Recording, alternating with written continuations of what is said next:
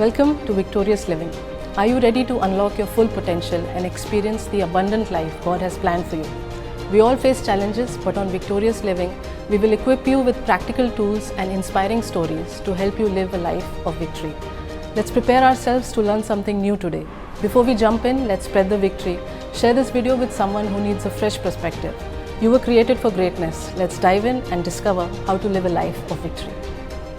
Victorious living के एक और एपिसोड में आपका स्वागत है। आपका प्यार, आपका कनेक्शंस, जितने भी मैसेजेस एंड कॉल्स आ रहे हैं उन सब के लिए हम धन्यवाद करते हैं।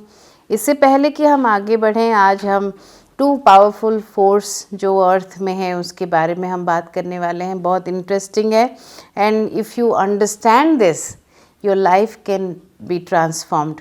इससे पहले बात करें, हम पवित्र आत्मा का स्वागत करेंगे हमारे सेट पे, और हम पवित्र आत्मा का स्वागत करेंगे आपके घरों पे, ताकि आपका जीवन हमेशा हमेशा के लिए बदल जाए। क्योंकि आप बाय चांस ये प्रोग्राम नहीं देख रहे हैं, परमेश्वर ने ये रास्ता बनाया है ताकि आप तक हम पहुंच पाएँ और आपसे हम बातें कर पाएँ। परमेश्वर पिता, हम धन्यवाद देते हैं कि आपने हमें मौका दिया कि हम इन घरों में जा सकें टीवी स्क्रीन के ज़रिए से। परमेश्वर, हम धन्यवाद देते हैं एडवांस में कि आज आप बहुत कुछ अच्छा करने वाले हैं इन सभी घरों में, इन सभी भाई बहनों में के जीवन में जो देख रहे हैं। परमेश्वर, मैं प्रार्थना करती हूँ कि इसी वक्त आप उनके हृदय के कानों को खोलें और हृदय के आँखों को खोलें, ताकि वो देख सकें और सुन सकें, और एक सॉफ्ट हार्ट दीजिए जिससे वो परसिवियर कर सके और अंडरस्टैंड कर सकें कि परमेश्वर क्या बात करना चाहते हैं। We welcome you, Holy Spirit. Come and minister to us, talk to us, because one word from heaven can change our lives. In Yeshua's name I pray this prayer. Amen. So आज हम 2 powerful force के बारे में बात करने जा रहे हैं जो हमारी ज़िंदगी को कंट्रोल करते हैं। One is fear and one is faith. आपको ताज्जुब होगा ये जानते हुए कि जैसे fear एक फोर्स है, फेथ भी एक फोर्स है। जैसे फेथ एक फोर्स है जिससे परमेश्वर काम कर पाता है आपके जीवन में, वैसे ही फियर एक फोर्स है जिसके ज़रिए से शैतान आपके जीवन में काम करता है। चलिए देखिए, इसके बारे में हम एक स्क्रिप्चर पढ़ते हैं। 2 तिमोथी चैप्टर 1 वर्स 7 कहता है, for the spirit of God gave us that doesn't make us timid, which is fearful, but gives us power, love and self-discipline, that is sound mind. That means जैसे हम दूसरे translation में पढ़ते हैं, for the God doesn't give us the spirit of fear. क्या वो नहीं देते हैं? वो fear नहीं देते हैं। वो क्या देते हैं? Power, love and sound mind. जैसे if God doesn't give us fear, then fear is not coming from God. Very simple. सो परमेश्वर से अगर फियर नहीं आ रहा है तो उसके पीछे एक फोर्स है जिसका नाम शैतान है। आप जानते हैं वो फियर और इंटिमिडेशन और पैरानोया को यूज़ करके वो बिलीवर्स को बहुत बंधुआई में रखना पसंद करता है। ना सिर्फ बिलीवर्स, पूरी दुनिया में आप देखेंगे कि लोगों को बहुत सारी चीज़ों का फियर है। दुनिया के अंत का फियर है, ग्लोबल वार्मिंग का फियर है। आप देखेंगे तो हर तरह से, जैसे पैंडेमिक था तो बहुत सारा फियर लेके आया। कोई भी बीमारी का फियर या गरीबी का फियर या फिर आगे क्या होगा, इन सब का फियर लेके पूरे दुनिया में शैतान कंट्रोल कर रहा है चीज़ों को। आज मैं एक बहुत अच्छा एग्जाम्पल आपको देने वाली हूँ कि कैसे फियर अटैक करता है और कैसे इज़राइलाइट्स उससे अटैक्ट हुए थे। Fear attacks the foundation of faith. Fear attacks the foundation of faith, यानी कि जो नींव है, जो आपकी फेथ बिल्डिंग है। फेथ मान लीजिए एक बहुत बड़ा बिल्डिंग है आपका, और उसका नींव जो है वो फियर अटैक करके ख़त्म कर देता है। क्योंकि आप अच्छी तरह से जानते हैं कि अगर मान लो किसी बिल्डिंग का नींव कमज़ोर हो जाता है तो वो बिल्डिंग को गिराना बहुत आसान होता है। इसलिए वो सबसे पहले इंसानों का नींव को अटैक करता है, ताकि वो कुछ भी अच्छा होने का विश्वास न करें। सो fear is a force just like faith is a force.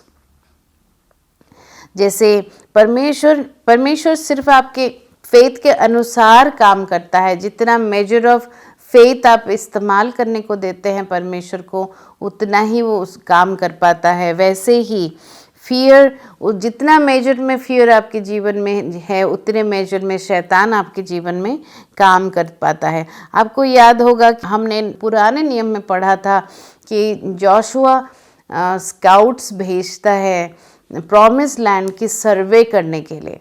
सो जब वो स्काउट जाते हैं, 12 लोगों को वो भेजता है, वो 40 दिन सर्वे करते हैं, और जब 40 दिन का सर्वे ख़त्म करके वो वापस आते हैं तो वहाँ पे वो देखते हैं, जब सब अपना अपना रिपोर्ट देते हैं, लाइक 12 लोग खड़े होके इमेजिन करिए कि रिपोर्ट दे रहे हैं, तो 10 लोग उसमें से बताते हैं कि वहाँ पे बड़े बड़े जायंट्स रहते हैं, वहाँ पे ऐसे ऐसे लोग हैं जिनको हम हरा नहीं पाएंगे, वो बहुत पावरफुल हैं, वो उनका हाइट बहुत बड़ा है और उनकी फोर्ट्स जो किला है बहुत स्ट्रांग है।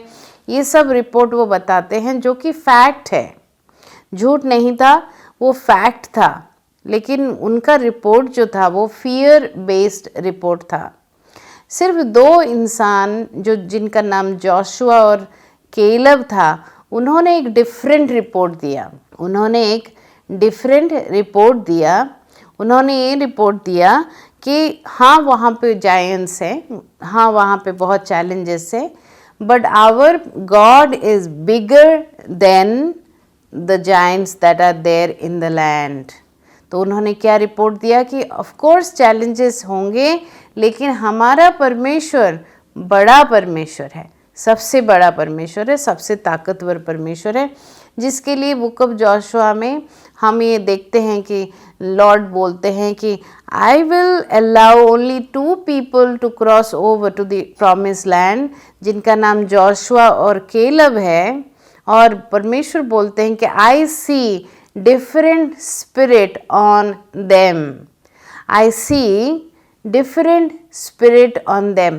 उनका जो स्पिरिचुअल वॉक था इन 10 लोगों में जैसा नहीं था, लोगों के जैसा नहीं था। आप देखेंगे कि ये 10 लोग जो है वो जिन्होंने नेगेटिव रिपोर्ट दिया था, वो कामयाब नहीं हुए थे प्रॉमिस लैंड में जाने के लिए। वो 10 के 10 विल्डरनेस में ही मारे गए थे।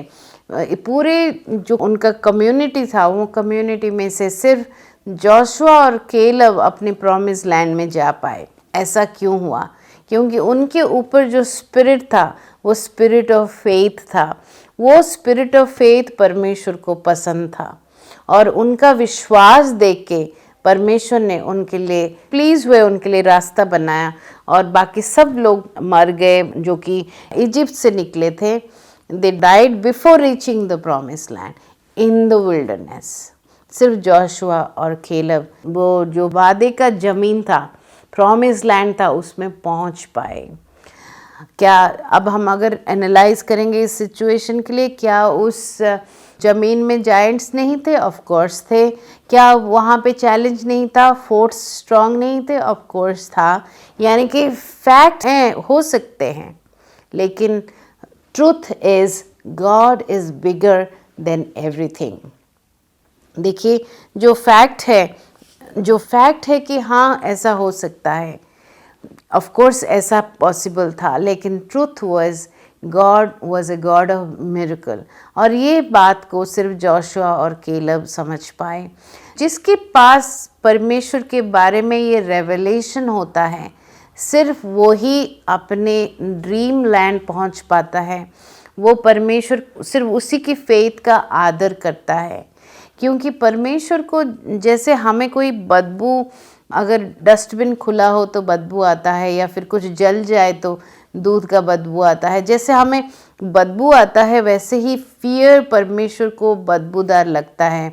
परमेश्वर को प्राइड, जो सेल्फ डिपेंडेंसी है, इंसान का अपने ऊपर जो डिपेंडेंसी है, परमेश्वर पे डिपेंड ना करके जब वो अपने ऊपर डिपेंड करता है, उसको स्मेल करता है, it smells bad to him. So आज मैं आपको चैलेंज कर रही हूँ कि जब भी आपको कोई डिसीजन लेना होता है लाइफ में, जब भी आपको निर्णय लेना होता है, क्या आप फेथ का सहारा लेते हैं या आप फियर का सहारा लेते हैं? थोड़ी देर के लिए हम पॉज लेके सोचते हैं कि जहाँ जहाँ आपको मौका मिला, जहाँ पे आपको निर्णय करना था कि मैं परमेश्वर के साथ सोचूं या परमेश्वर से अलग हो के सोचूं, मैं फियर में सोचूं या फेथ में सोचूं, आपने क्या निर्णय लिया था?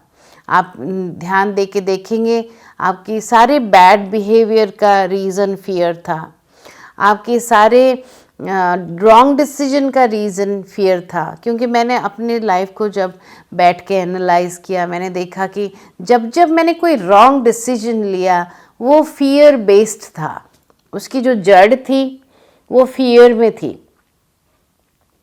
जब जब मैंने कुछ हेस्ट डिसीजन लिया, यानी कि जल्दबाजी का डिसीजन लिया, जहाँ पे परमेश्वर को मैंने पूछा नहीं कि उसका राय क्या है और मैंने कुछ बोल दिया और कुछ कर दिया या कोई डिसीजन ले लिया, वो सब फियर में बेस्ड था। क्योंकि जहाँ परमेश्वर की इच्छा होती है वहाँ पे शांति होती है, और जहाँ पे परमेश्वर की इच्छा के अनुसार हम डिसीजन लेते हैं, परमेश्वर अपना वादा निभाता है, प्रॉमिस को निभाता है और वो आपको प्रॉमिस लैंड में पहुंचाता है। जैसे जोशुआ और केलब ने परमेश्वर की ताकत में भरोसा किया तो प्रॉमिस लैंड तक उनको पहुंचाने का जो परमेश्वर का वादा था उसने वो फुलफिल किया। उसने तरीका बताया कि कैसे आपको एंटर करना है, उसने तरीका बताया कि कैसे वो जॉर्डन को पार करेंगे। So why only two people?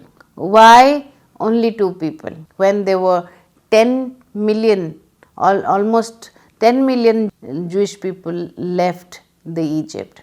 जब इतने सारे लाखों लोग, 10 लाख लोगों ने जब छोड़ा था इजिप्ट, सिर्फ पुराने जनरेशन से 2 ही लोग क्यों पहुंच पाए वादे की ज़मीन पे? क्योंकि जो 40 साल वो वहाँ पे परमेश्वर बताते हैं कि 40 दिन का तुम्हारा जो मुझे विश्वास न करने का परिणति ये होगा कि तुम 40 साल तुम घूमते रहोगे उसी पर्वत के आसपास, और उस 40 साल के अंदर इन जितने लोगों ने उन 10 रिपोर्टर की बात को मानी थी, along with those 10 reporters, they all died in the promised land. They all died in the wilderness. They couldn't make it to the promised land. वो वाचे की ज़मीन तक पहुंच नहीं पाए, वादे की ज़मीन तक पहुंच नहीं पाए। सो हम बुक ऑफ एक्ट्स में देखते हैं, जब आपको फेथ होता है, आपका फेथ और फियर जैसे परमेश्वर को पता होता है वैसे ही शैतान को भी पता होता है आप इमिनेंट क्या कर रहे हैं, आपकी जो मैनिफेस्टेशन क्या है आपकी स्पिरिट से, फियर है या फेथ है। आप अगर फेथ रिलीज़ कर रहे हैं, आपकी जो फ्रेग्रेंस ऑफ फेथ निकल रहा है तो वो परमेश्वर तक पहुंचता है। जब आपका फ्रेग्रेंट ऑफ फियर निकलता है वो एनिमी तक पहुंचता है। आपका एनिमी समझ जाता है कि आप चाहे कितना भी चेहरा आपका खुश है या फ्लैट है या आप प्रिटेंड कर रहे हैं, आप अंदर से बहुत डरे हुए हैं, तो वो उसको स्मेल कर पाता है। एक मूवी मैंने बहुत साल पहले देखा थी, आप ये मूवी अगर देख सकते हैं तो देखना। सबसे आखिर में वो वहाँ पे एक डीमन का दिखाया गया है। उस डीमन सिर्फ उसका आँख नहीं होता है, वो डीमन सिर्फ फियर को स्मेल कर सकता है।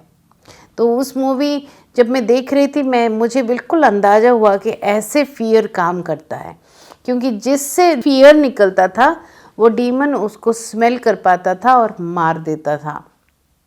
वैसे ही जब आप में से फियर निकलता है, एनिमी आपको स्मेल कर पाता है कि आप फेथ में नहीं चल रहे हैं, तो उसके हिसाब से अपना स्ट्रैटेजी वो बनाता है। वो आपको और डुबाने लग जाता है फियर में, और एक दिन आप फेथ को छोड़ देते हैं और कंप्लीटली फियर में चले जाते हैं। राइट? सो आज मैं आपको चैलेंज करती हूँ कि आपको जब भी मौका मिले कि आप फेथ को चुनें या फियर को चुनें, आप फेथ को चुनिए। Now I want to tell you that faith comes by hearing the words of Christ. चलिए इसकी आयत पढ़ते हैं. जब जब हम शैतान की बातों को सुनेंगे तब तब हमारा फियर बढ़ता है. जब जब हम परमेश्वर की बातों को सुनते हैं तब तब हमारा फेथ बढ़ता है. रोमन्स चैप्टर 10 वर्स 17 सेज, मैं डिफरेंट ट्रांसलेशन में पढ़ूंगी. Consequently faith comes from hearing the message, and the message is heard through word about Christ. Another translation says, so faith comes from hearing, that is hearing the good news about Christ. Faith comes from hearing and hearing through the words of Christ.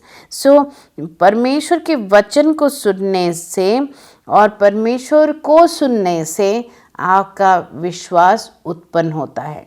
और हम सुने तो कैसे सुने? सबसे पहले परमेश्वर को हम सुन सकते हैं उनकी वचन से.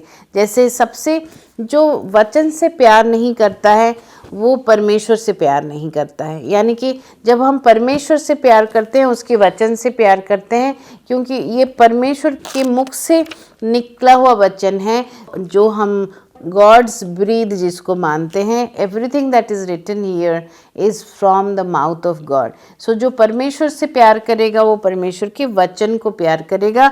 इसको ज़रूर समय निकाल के पढ़ेगा, समझेगा कि कैसे ये वचन में क्या लिखा है, नया नियम में क्या लिखा है, पुराने नियम में क्या लिखा है. परमेश्वर का वचन इतना पावरफुल है कि अगर आज आप किसी सिचुएशन में जा रहे हैं और आप वचन को उठा के पढ़ना चाहते हैं, आप देखेंगे कि उसका आंसर आपको यहाँ पे मिलेगा.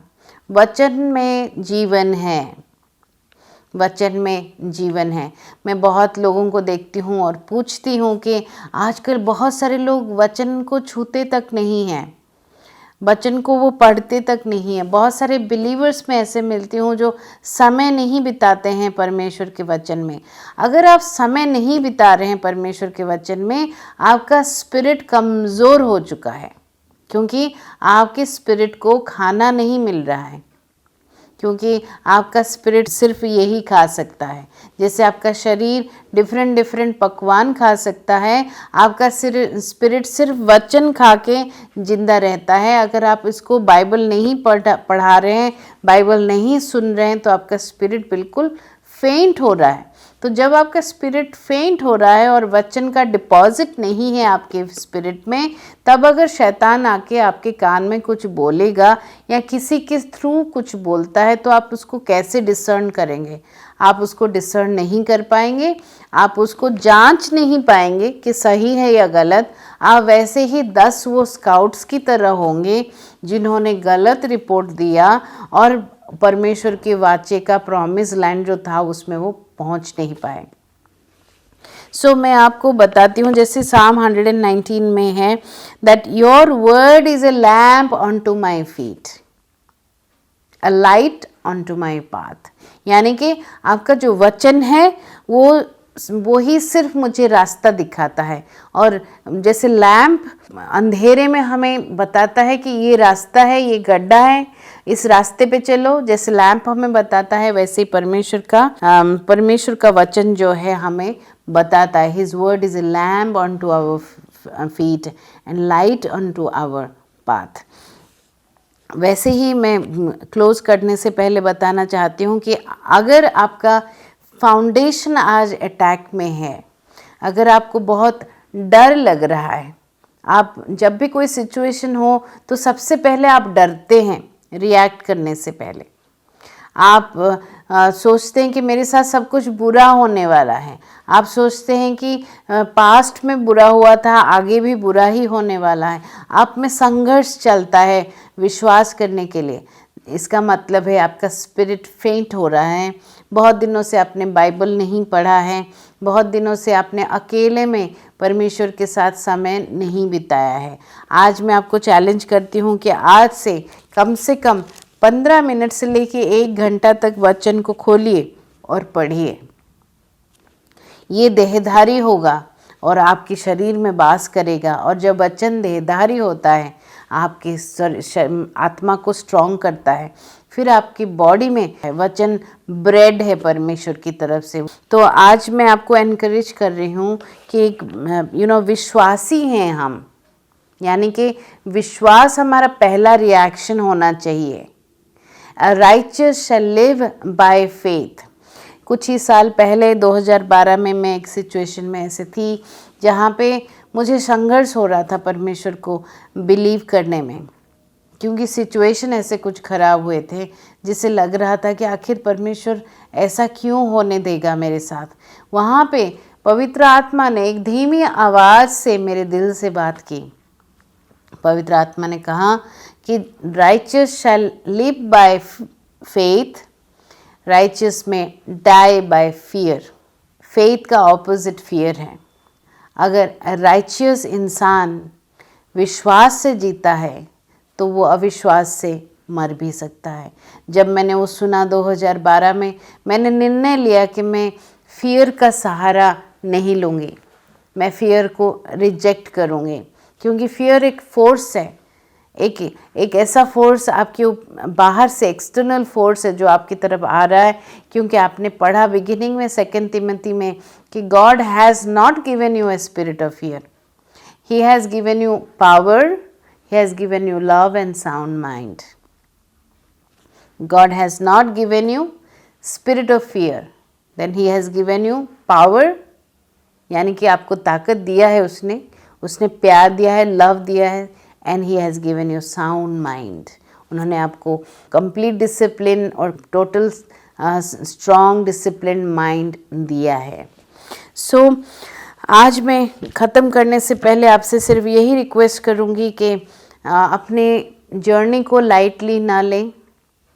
आपके बहुत सारे ड्रीम्स होंगे, आपको बहुत सारे वादे भी परमेश्वर से मिले होंगे।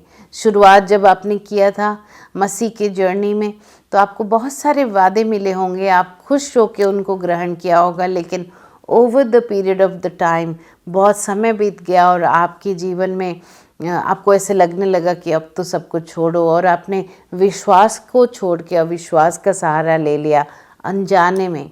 सो आज आपका दिन है मेरे फ्रेंड्स, आप परमेश्वर के पास वापस आइए। फियर के लिए वैसे ही रिपेंट करिए जैसे आप पाप करके रिपेंट करते हैं। फियर के लिए, डरने के लिए रिपेंट करिए कि परमेश्वर, मैंने फियर का सहारा लिया, मुझे फेथ का सहारा लेना चाहिए था। ऐसे बोल के आप रिपेंट करें और आप एक नया जर्नी शुरू करें जिसमें आप परमेश्वर के वचन को समय दीजिए। आप राइचियस हैं, righteous shall live by faith. जैसे जैसे आप ज़्यादा वचन पढ़ेंगे आपका फेथ इंक्रीज़ होगा। जैसे जैसे आपका फेथ इंक्रीज़ होगा आपके जीवन में चिन्ह चमत्कार बढ़ जाएंगे और परमेश्वर का जो उपस्थिति है और स्ट्रॉन्ग होता चला जाएगा और बढ़ता चला जाएगा। मैं आपके लिए प्रार्थना करना चाहूँगी। अगर आप कम्युनियन ले सकते हैं तो आप ज़रूर लीजिए, क्योंकि कम्युनियन एक ऐसी चीज़ है जो हमें दूसरों से और सारे फोर्सेस से अलग कर देता है, हमें सारे फोर्सेस से अलग कर देता है। जितने भी फोर्स हमें परमेश्वर से अलग करने की कोशिश करते हैं उनसे हमें वो बचा के रखता है, हटा देता है सारे डिस्ट्रैक्शन, और हम बॉडी और ब्लड ऑफ जीसस में कवर और प्रोटेक्टेड हो जाते हैं। कम्युनियन जरूर लीजिएगा। मैं आपके लिए प्रार्थना करती हूँ। पिता परमेश्वर, आज हमने वचन को सुना और हमने गुनाह किया है परमेश्वर, क्योंकि हमने बहुत बार फेथ का सहारा ना लेके फियर का सहारा लिया। आपके वचनों में हमने विश्वास नहीं दिखाया, आपके वचनों पे हमने विश्वास नहीं दिखाया, आपके वचनों को इग्नोर करके हमने एनिमी की बातों को सुना और हम भटक गए।